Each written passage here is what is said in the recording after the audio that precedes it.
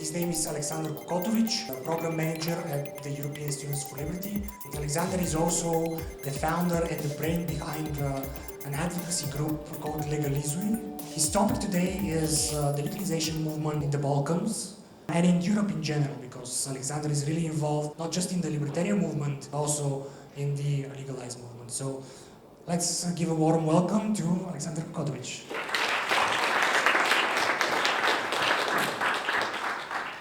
Thank you so much, Stan. I really appreciate it.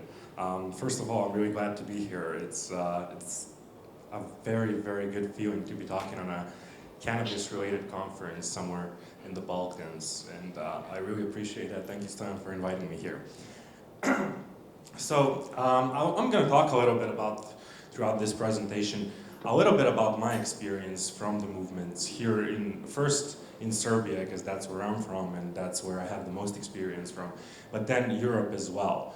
Just about what have we seen going on, what are some of the trends that we have seen, and why is that important for us. But first, just Stoyan said a little bit about myself, I just want to add a little bit more. So I'm a program manager of European Students for Liberty. I've been there for 4 years now. I also have my organization in Serbia that I work with. It's an organization started back in 2008. It's called LIBEC, and we basically do policy work in Serbia as well as educational work. And there is Lегализую, and this is something that we started basically 2 years ago. And our idea was that, as everywhere pretty much, drug laws in Serbia make no sense at all, right? So we decided that we want to do something. We didn't really have an idea what we want to do right away. So we started off as a page, and then we started organizing events, we started gathering more people, and we grew quite a lot in the past 2 years. But before that, what I really want to talk about, and these are some of the topics that I will be covering, is first the American part of the legalization. It's just a couple of slides, but I think it's very important to show what preceded the changes we are seeing in the United States now and how is that applicable to Europe. After that, I want to talk, of course, about the Serbian experience. What is that we have done in Serbia, and just mention one or two cool examples of how we tried utilizing that which we learned from the American experience in Serbia and what kind of response we got. I want to talk a little bit about the European perspective and what is exactly that are answers to the inadequate policies that we see in a lot of European countries. So what are the problems that the European Union, as well as the whole Europe, is looking at when we talk about cannabis, but also what are some of the answers to these inadequate policies. And now I just want to put a small note before we start. I have to tell you that I'm coming from a political science background, and this is the perspective I'm looking at this issue. I did go to medical high school, so I do have some knowledge from medicine, but my perspective is mostly from a political science point of view. So these are some of the posters or some of the pictures we have been seeing lately. Victory, marijuana legalized in Oregon. No more felonies in California. Marijuana legalized in Washington, D.C., and this was all happening throughout 1 month, last November. We had Alaska as well. So we had a lot of these victories, let's say, in the United States. But it wasn't always that easy, and let's just very briefly go through the history. First, we had the Marijuana Tax Act. It all started, of course, way before that. It started first with the opium being banned, with the increase of Chinese immigrants in the United States, and after that, the same thing happening in the early 20th century with the immigration coming from the South. So as a reaction to that, we had the Opium Act, and then there was the Marijuana Tax Act of 1937. And this was the point, I think it's worthwhile mentioning. This is a point in the American history where propaganda is just becoming popular. It was a tool discovered in the First World War, and they were trying and using it as much as possible. So the way that marijuana got banned was this. This was Mr. Harry Anslinger, and he was one of the big shots in the US politics at that moment, asking for marijuana legalization. So what he said about marijuana and under which impression marijuana was initially banned was this. He said, by the tons it is coming into this country.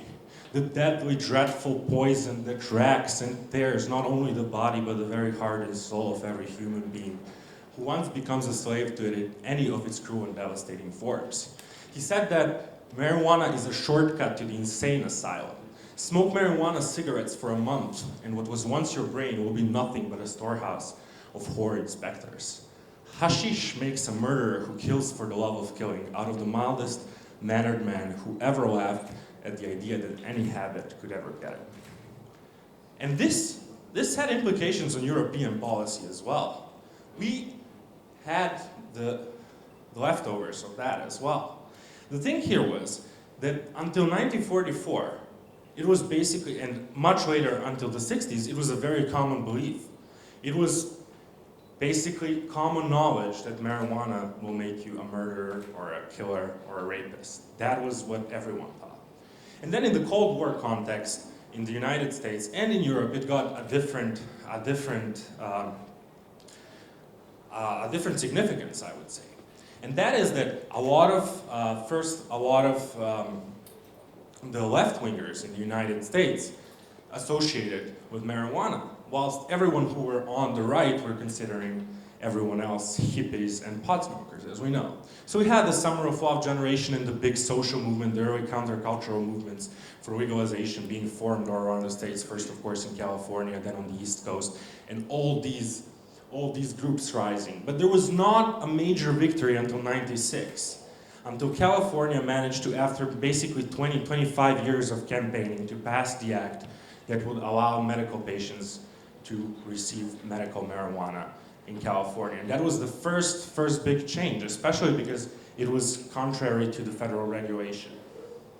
And we came to this, to the era where we are today. And that is that cannabis, at least in the United States, its legalization, especially its legalization and allowing it to be used for medical purposes, has overwhelming support in every state in the whole continent. We had past 4 American presidents saying they have been using marijuana, and we have been seeing a huge shift in perception. Let's just take a little bit to reflect on the moment where the legalization struggle in the US prevailed. And I would say, and many authors that I have read would say, that this moment happened in the beginning, happened in the moment where, from the countercultural beginnings, small subcultural groups talking about this in small rooms, it started to get popular culture acceptance. And some of you will remember this, and this was happening in the early 90s, when by 300% each year we had a growth of positive or neutral mentions of marijuana use related to medical or recreational use in popular culture. This basically meant that it would be more likely that you would, if you turn on your TV and watch something and see a reference to marijuana, it would be 300 more times more likely to see a positive or a neutral reference referring to its medical benefits or its recreational benefits. So we come to this point then. That 6 months, this was exactly a year ago, we had everybody, and after that, of course, in the end of the year when the tax returns were there, everyone praising the fantastic Colorado policies.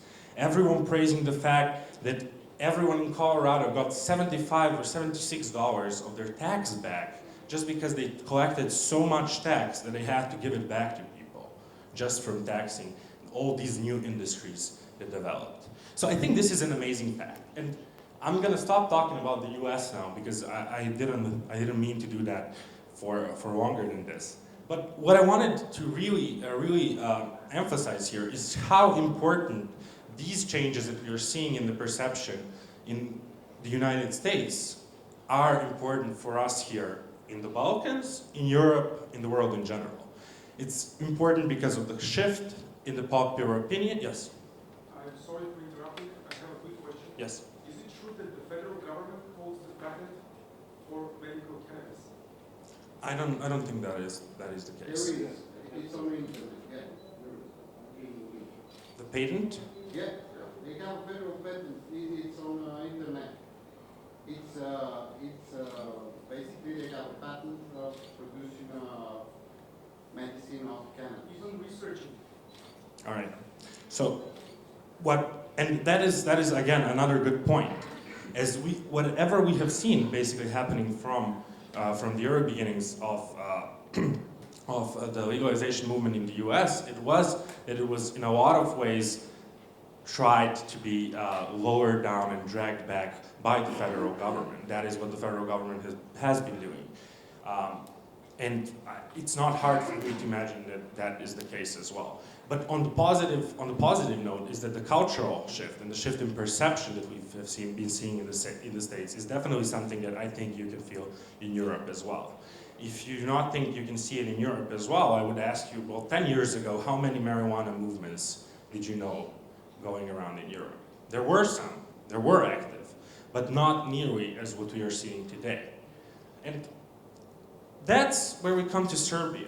And that's where we come to the case I wanted to talk about more in depth with you. And this is the case of my country where we tried organizing a movement, making a movement, and creating just a new group of leaders who will push for these ideas. So the situation in Serbia, and I just want to give you the outline now so you can kind of have an idea of what I'm actually talking about, is that we have two main sources in which marijuana is into the country and into the distribution. Those two sources are dependent on our geographical location and generally the fact that, of course, we're there. So the first way that weed arrives or is in Serbia is, of course, the homegrown weed. And the other way we have marijuana arriving to Serbia is usually from the southern parts of Serbia or Kosovo or Macedonia, Albania. And this is the other route of which marijuana arrives to Serbia. The current legal system and the legal framework says that if you sell marijuana, you will end up spend 3 years to 12 years in prison. And the quantities are not precise. So what this means that if you're caught selling 3 grams, let's say a small amount, something that would be considered a smaller amount, you're in more or less the same risk as selling 10 times that amount. Or you have cases of people getting very, very big amounts and then being signed for personal use. So it's important to know that the law exists, but it's not strictly applied. It's it varies from case-to-case basis. And when it comes to production, it goes from 6 months to 5 years of jail. That is, if you're caught with plants, with a marijuana laboratory, with anything that would imply that you are using this marijuana for that you are actually producing marijuana. And as for the outline of the spectrum of organizations out there, first I would like to mention Initiative for Medical Marijuana Legalization, which is another initiative started in Serbia, and what they do is that they deal with a lot of issues related to medical cannabis. They have been in touch with the Ministry of Health quite a lot. They have been involved in speaking with all the potential beneficiaries of this, all of the potential subjects who had experiences in treating themselves with medical cannabis or medical cannabis extracts or oils or anything similar, and have been doing an amazing job in promoting that. And the organization that I'm currently with, Legalizую, is an organization that has an idea of first, of course, trying to push for marijuana legalization in Serbia. This is what we have been doing. We made a policy proposal. We're coming out with another policy proposal this February, and this is something that we have been actively engaged on. I have to mention that our goal and our mission is not only to allow cannabis use for medical purposes. This is something, of course, that if we could get, we would want to see it right away. But our idea and the goal we stand behind is full-blown legalization of marijuana in Serbia. And what we did, and what we tried doing, is to do something that no one did before. We never had a marijuana conference in Serbia. We never had an event of someone talking positively to more than 20 people about marijuana. This is not that event, this is a second event. But the first event we organized, we had it in the Faculty of Philosophy, and there was 450 students. Basically the whole room, the whole big room of the university was completely full. There was a doctor speaking about its potential medical use. There was a professor from that university speaking about her concerns with marijuana use, and there was me. And the atmosphere was completely amazing. The fact was that, of course, pretty much everyone in the room were our supporters, except a few people. And that was our first big kind of surprise. We didn't expect that in Serbia. We expected it where someone is going to say something. We didn't expect that everyone's going to be very okay with this idea that we were proposing. But it happened. Except, of course, the professor sitting next to me, she was talking about how after a month your brain will turn to mush and you will something. After that, I said that I'm a marijuana consumer every day, and as it got recorded, it got posted on national television, it got viral. After a while, we had awesome viral material to share. So what the idea there was that we had something that was recorded on a session completely involuntarily, and we tried making a fun, awesome case about it. So we had media reporting about it across the, let's say, Serbo-Croatian speaking area, about student telling his professor to smoke, that he smokes, and stuff like that. So we got a lot of media attention there. And then this happened. And this is one of our, let's say, third or fourth event. So we're having this event, and this was actually this room. That's me. That's a lot of my friends and a lot of our supporters. So we're having this talk about the current state of marijuana legislature in Serbia. We're basically just discussing a lot of these things. And then after, let's say, 45 minutes, a group of 7, you cannot see them all here, but their small legs are here.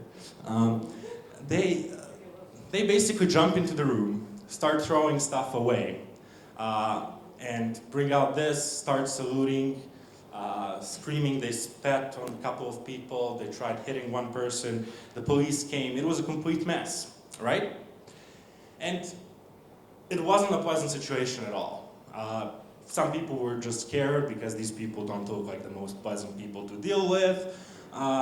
Some of us were just bedazzled on what's going on. The police came relatively late, no one was charged, nothing happened, but we got a lot of media coverage.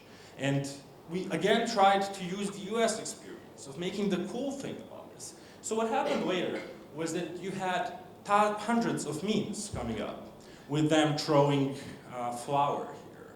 Or it says, instead, this one, the original one, said students against, druggies. Let's say druggies. And this one says, sugar is back in the cafeteria, brother students. So we tried utilizing this fun aspect as much as possible, even though the situation was not fun or entertaining for anyone at that moment. But this was, and I really have to emphasize this because it is important. This was basically the only real negative reaction that we got.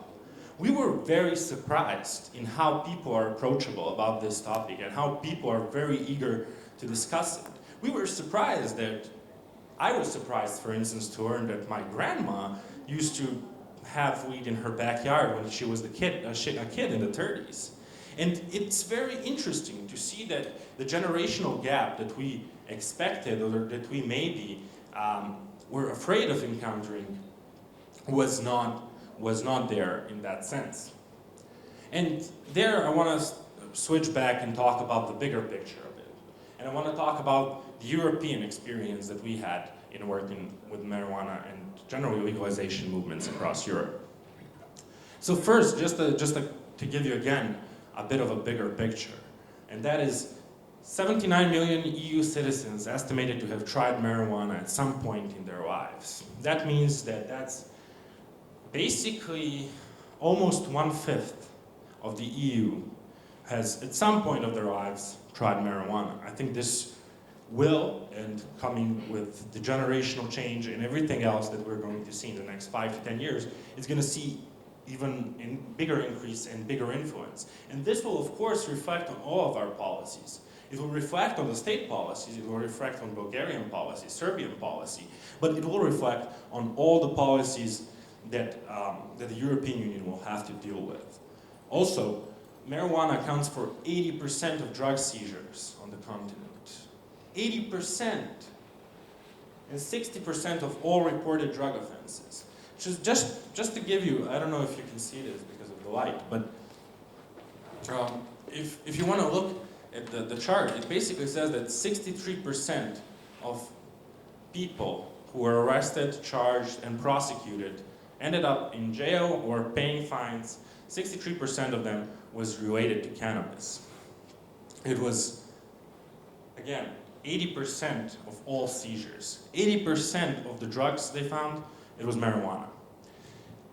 And here we can see the reported number of seizures. Again, it's cannabis 40%, cannabis plants 3%, cannabis resin 28%. Huge numbers. So the European Union clearly, and they did this research. So this is taken from the European official institution, European research. It basically, you can see the huge prevalence of marijuana use.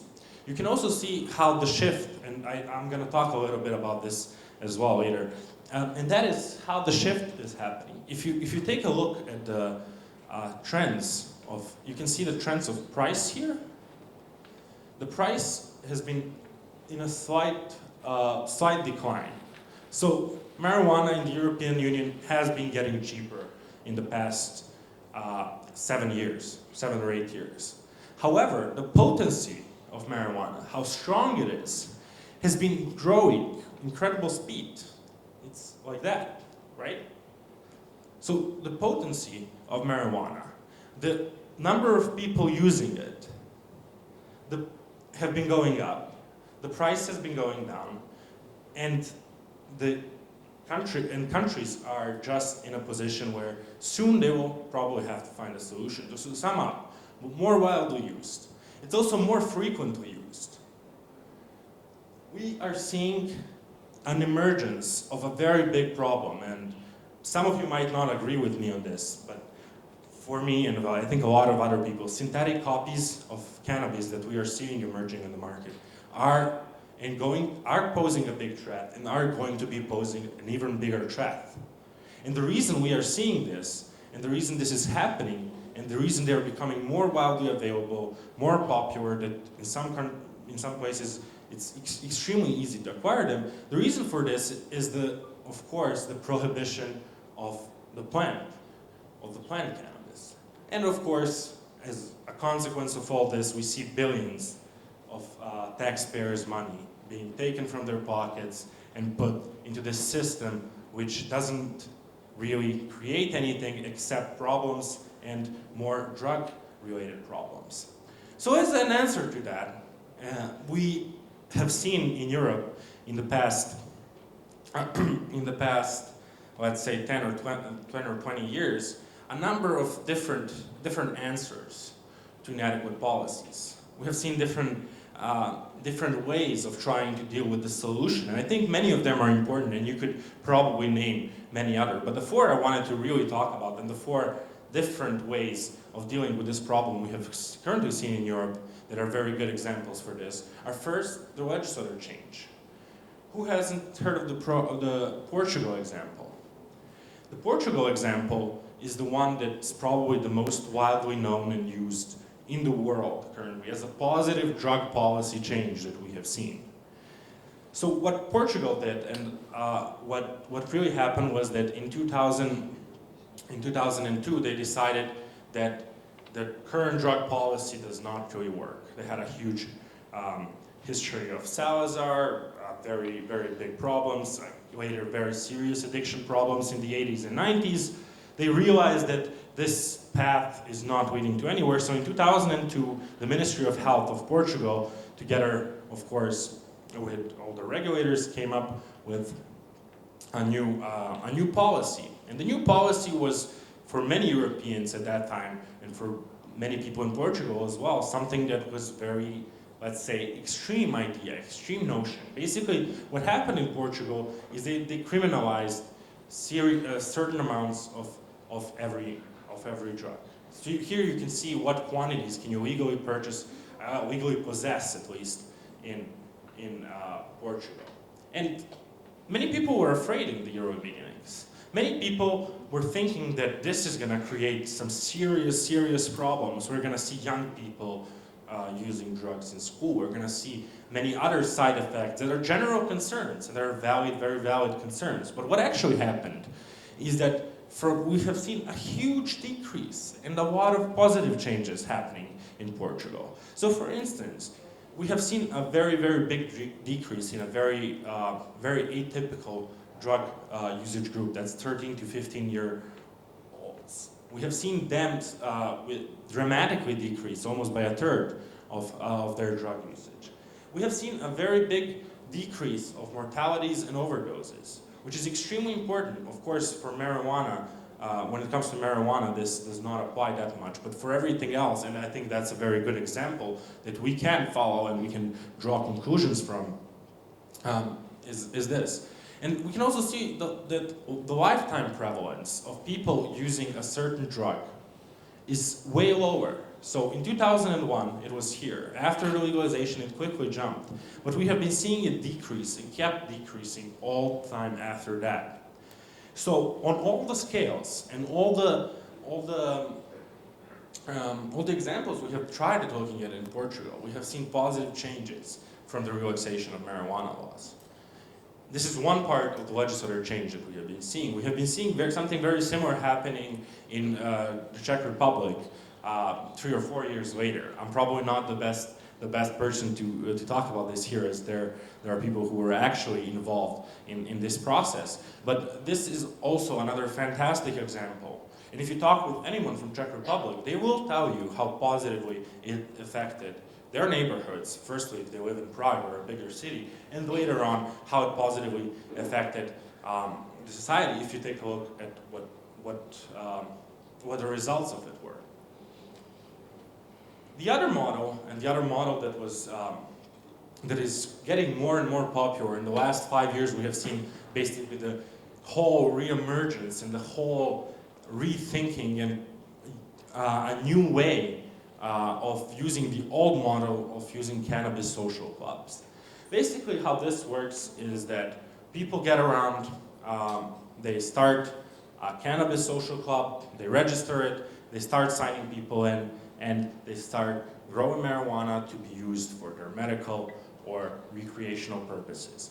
We have the champions in this, I would say, and again, this is another example, is Catalonia and generally Barcelona and the way it has been done there. But we have been seeing this trend of setting up cannabis clubs, which as communities will work in Slovenia, where we have almost 10 cannabis clubs at this point, France, the United Kingdom. And this is what one of the leading people in the Barcelona liberty movement, the Barcelona cannabis movement said when he was asked about this issue, about the issue of cannabis clubs. He said people come because they want to know the quality of what they consume, and they want to support a more transparent model than the black market. So what he's actually saying is that the benefits of cannabis clubs we are seeing are first the security and safety that come with them.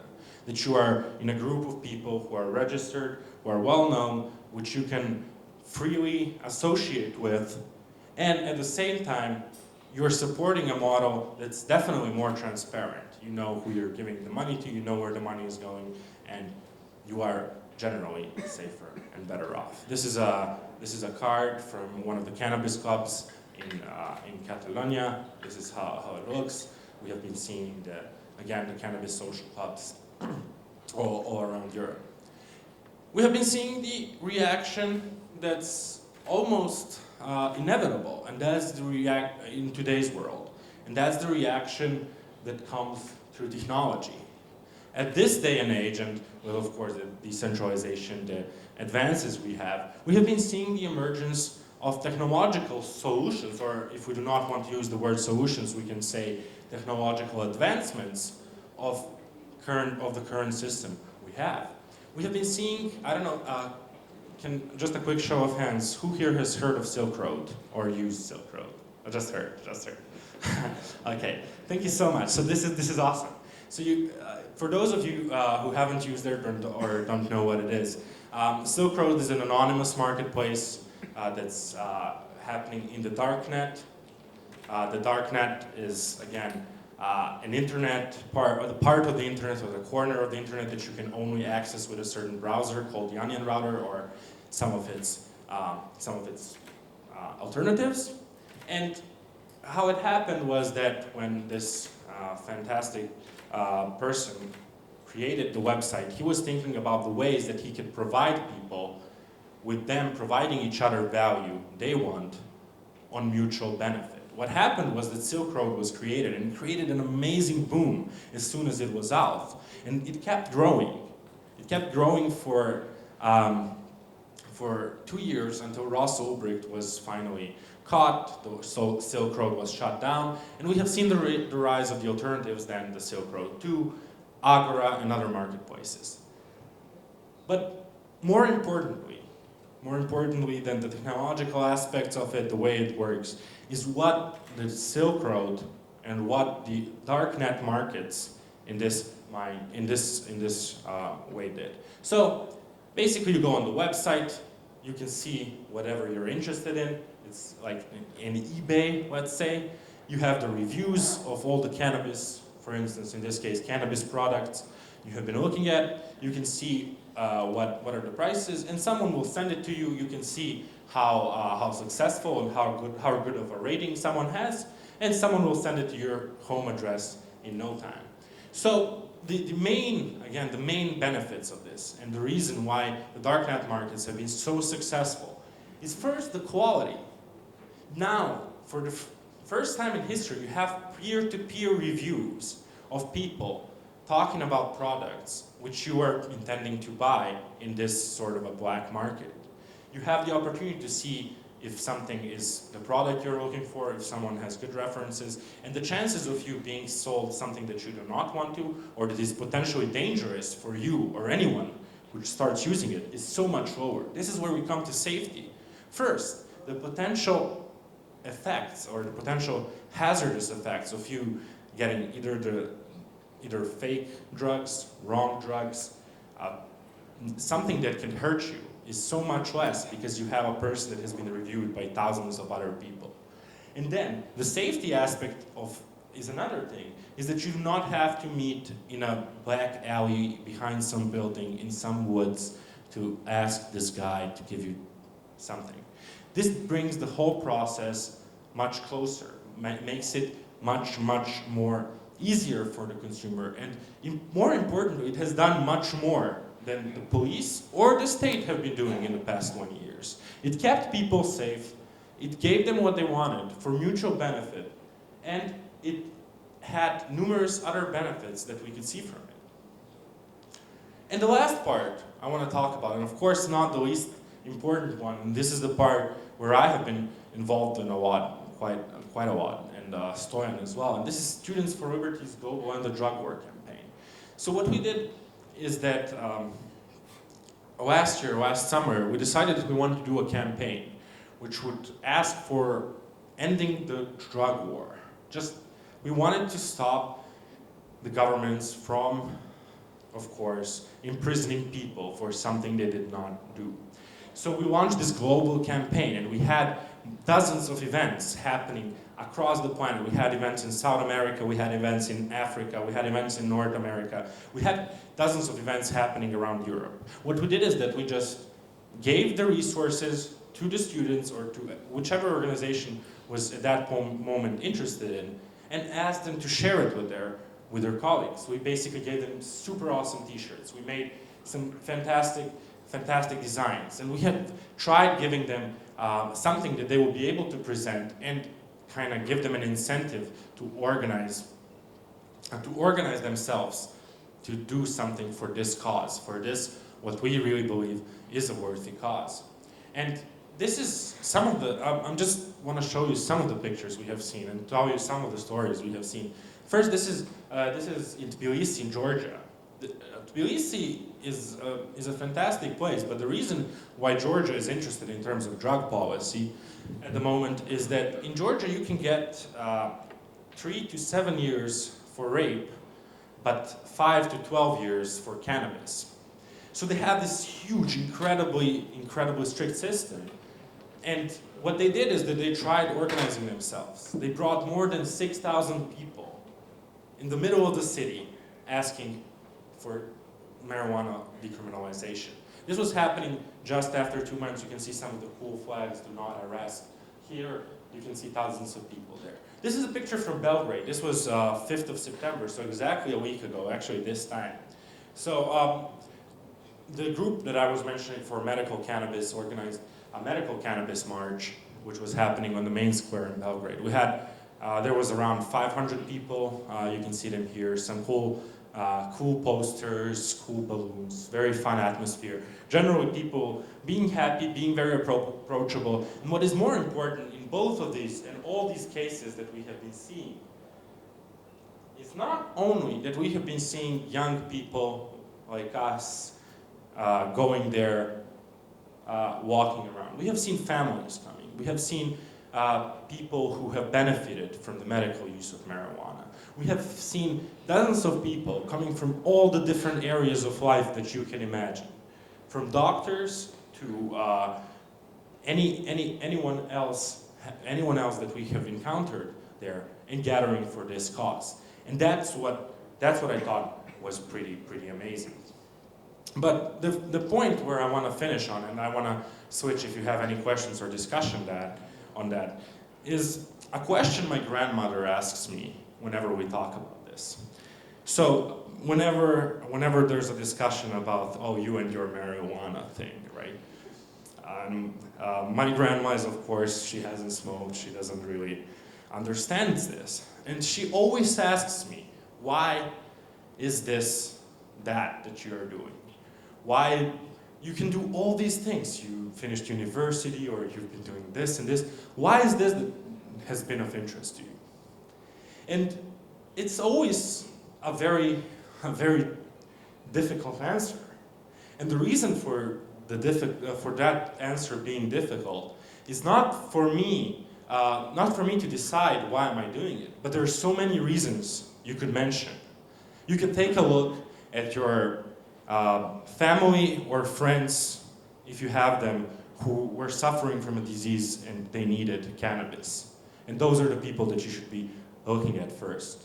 But you also should look at your friends who are just having a good time with something that's probably or definitely not as harmful as some other substances, and ended up in jail for 2 or 3 years and ended up without the possibility to ever get a real good job.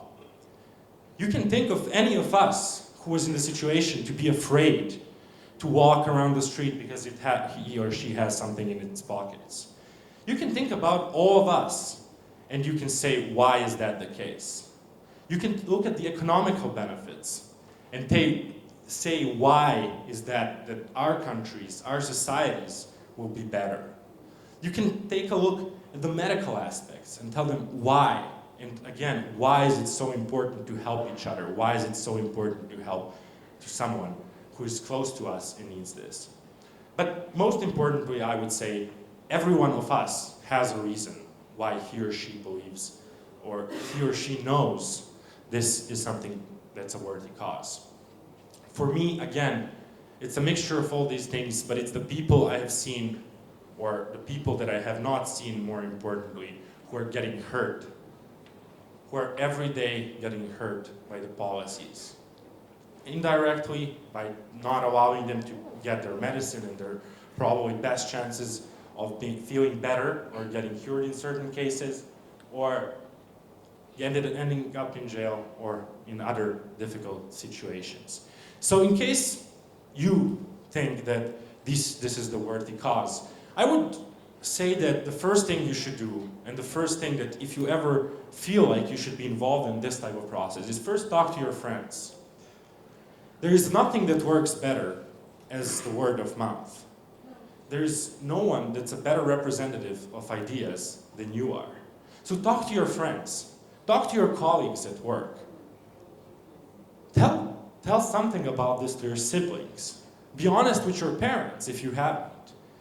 Tell that to the lady in the grocery store, to anyone you are encountering in a daily life who you think might be creating this change, because those and all of those people are the ones creating the change, and you are the best representative of your ideas. These people are the people that are probably the ones that care for you, that know you, and that appreciate you. And if those people understand that something similar to marijuana, something like marijuana use, is something that you are doing, and many other people they have been meeting all of their lives are doing, then you will make a change. And if everyone did that, we could see the ball rolling and the snowball effect much faster. I would also say get engaged. You have a few fantastic organizations here. I think the scene of the cannabis legalization or the cannabis scene here in Bulgaria is very impressive from what I've heard so far from Stoyan, from all of you guys. I mean, I think that all of you, if you want, you always have the chances of getting engaged in one way or the other. It doesn't have to be full-time cannabis legalization work, but it can be something. It can be attending conferences, it can be asking people, it can be just being involved with this movement and supporting it. Changing one mind at a time, and I've mentioned this before. You are the best representative of your ideas. You are the ones who should be pushing for this. And by changing one mind at a time, we will reach that goal that we were talking about. In the end, if you want, you can check out endthedrugwar.org. This is our campaign. We will probably, hopefully, be launching something new very soon regarding this. So if you want to do that, please do. And thank you so much. If you have any questions, I'm